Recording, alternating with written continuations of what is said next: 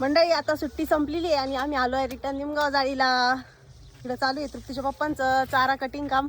हे पा, हे आपलं मार्वेल गवत आहे, एकदम भारी झालंय. दुसरी कापणी आपण पहिली कापणी करून घेतली आणि जिथं जिथं म्हणजे असं पातळ झालेलं होतं तिथं परत काड्या खुसून दिलेल्या होत्या, तर एकदम भारी झालं. ही दुसरी कापणी इकडे चालू आहे आपल्या बाहुबली गवताची पहिली कटिंग. पहिल्या कटिंगला जरा त्रास होतो का ते कोबूच्या पानावानी पांगेल राहतं ना.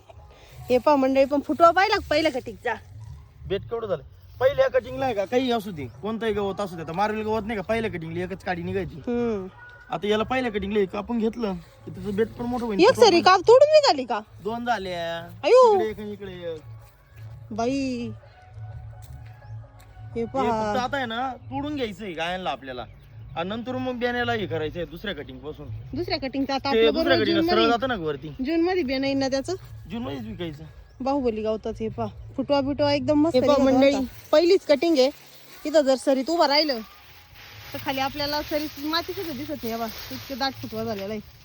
अजून तो फुटवा व्हायचा आहे. पहिल्याच कटिंगला असा फुटवा आहे, नंतर किती भारी होईल.